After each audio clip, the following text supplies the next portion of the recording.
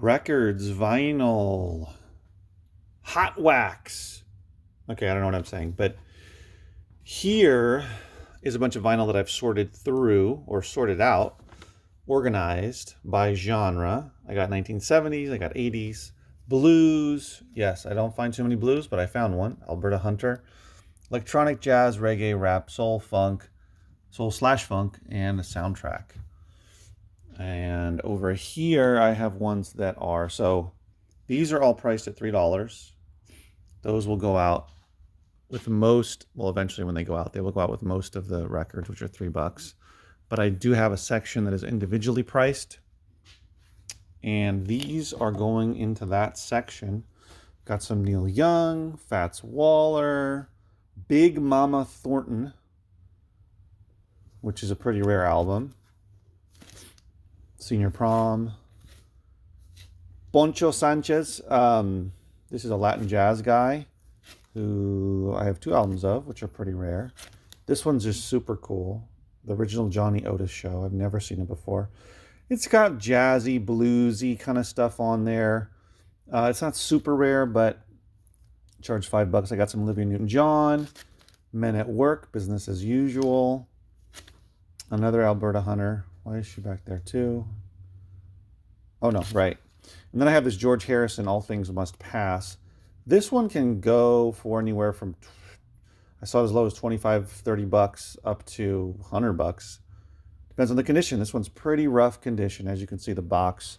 And looking at the records, a lot of them actually have some scratches and wear on them, very visible wear. So I'm going to charge much less than I could if it was in better condition. Boogie Woogie. Whoops, the Allman Brothers Band at Fillmore East. Can't really see it. These are all records that, hold on. These are all records that I that I purchased last week. Most of them are from one buy, and then I made another smaller record buy. And so now I'm going through them. That's basically a little bit of a chunk of it. I've got one other banker's box that's full.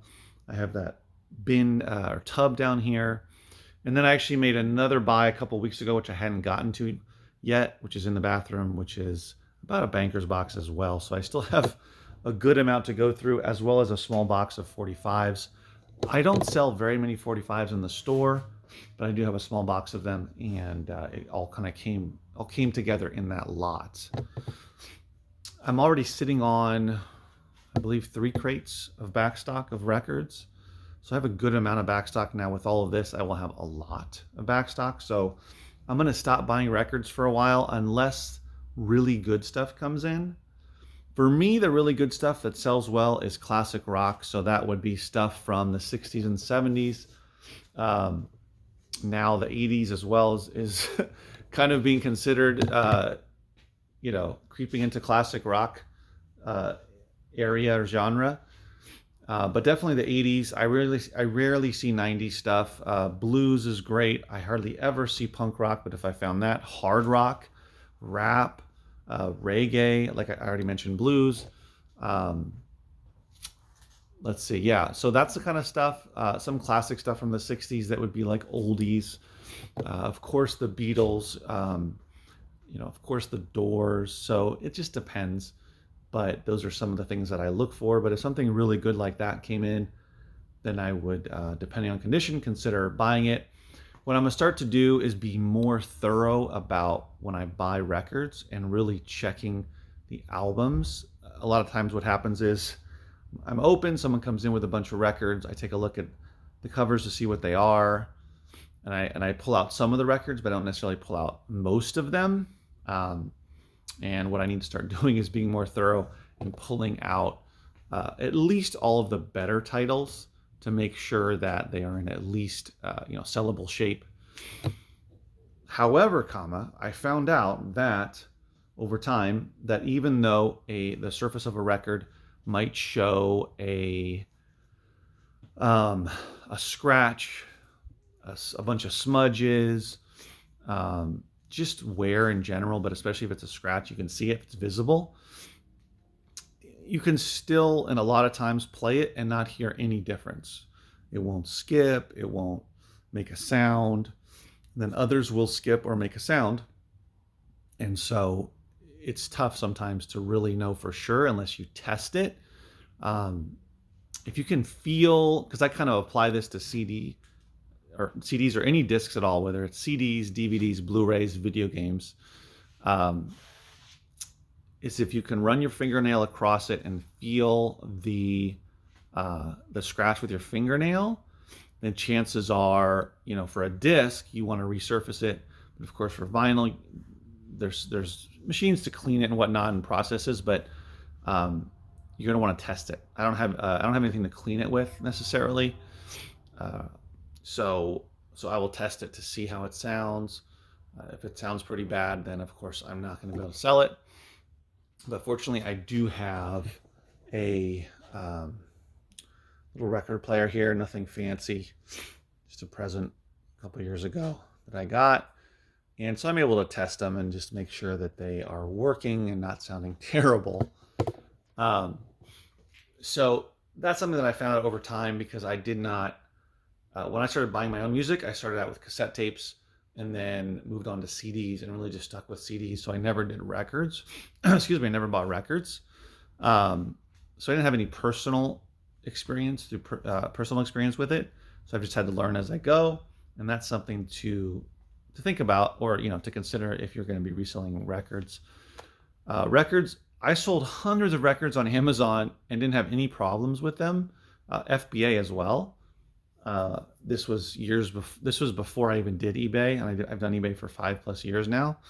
So this is going way back. In my earlier reselling days, I was sending them in like crazy, making good money off of them. And you can do that for sure. But now that I've gotten into, anyway, my point of that was that it's potentially lucrative to resell records if you can get them for cheap. Even if you're going to estate sales or garage sales, thrift stores, get them for a couple bucks, flip them for $20, $25 or more. You can do well, whether it's on Amazon or eBay. I tend to put most of my records in my local sale here in my store, unless it's something that's very rare or very high priced. And it's in good enough condition, I will probably sell it on eBay. It's possible to sell it on Amazon, but I'm usually doing most of my record selling on eBay. But I try to keep them in the store so that I can continue to attract more vinyl fans. I've already attracted lots of them. And some people come back regularly, some don't, but it's always good when someone comes in to have not only a large collection, but also diverse, organized, and have some really nice stuff that is priced a little higher. Unless it's something that, typically if it's something I can sell for like $100 or more, I will put it online, because I don't find too many people that will come in here and buy a record for that much. So I try to keep them under $40, $50 at the highest. Usually my higher price stuff is in the like $15 to $40 range. If it goes above that, I usually put it online in general. So that's what I do. So I have quite a few more records to go. Hold on. Another thing is, as you get more familiar with artists and genres and start to notice what is potentially good and what potentially not, this one could be good. Jazzy, it's blues, boogie woogie kind of stuff. Here we have King of Blues. Never seen this guy before. Albert Ammons and Boogie Woogie, 1907, 1949. Here's another Boogie Woogie one. I haven't come across too many of this stuff before, but I am now. Count Basie, jazz. So a lot of stuff that would fall under either big band or swing. I'll come across, and I would say that kind of stuff, like big band, is not necessarily that popular these days, and people aren't really looking for it. But people are looking for jazz, maybe Latin jazz, maybe soulful jazz, but not necessarily the older stuff always as much. This is Soul Country. Willie Nelson. People don't buy Willie Nelson that much. Two Lefty from Willie. I guess Willie Nelson as well. I haven't seen that one before. Crosby, Stills, and Nash. I haven't had this album in the store, so I'll be checking out that one. These are ones that I'll be going through and organizing tomorrow. Never heard of this one. This looks 80s or 70s, probably 80s. Let's see. Yeah, 81. That's the other thing. By the covers, I can usually tell the era it comes from. I assume that this is the 80s as well. Let's see. Nope. 1978. I have not seen, excuse me, seen this guy before, but Gino Vanelli. Journey to the Center of the Earth. Oh, that's probably not good. The J. Geils Band, I believe. I'm not sure. Yeah, this is 80s, I believe. Let's see. It's not telling us. I'm not seeing it. But anyway, I've come across the J. Geils Band before. So yeah, guys, I am up to my, not quite my neck, but close. Neck in records, and so tomorrow I will be open and Friday. So today's Wednesday, December 21st, 2022, and I will be open Thursday and Friday and closed on Saturday. So tomorrow will probably be a big record sorting day for me because I showed you all of the stuff I have to go through. And it's be really nice. It's going to be really nice to get through that, have it organized and sorted, so that I don't have to deal with that anymore. And then if any more stuff comes in, I will just look at the really, really unique stuff, if anything does come in. Because it kind of ebbs and flows with buying opportunities. You know, this last week, a bunch of record people came in. I also bought CDs recently, and people have been asking me lately about whether I buy books.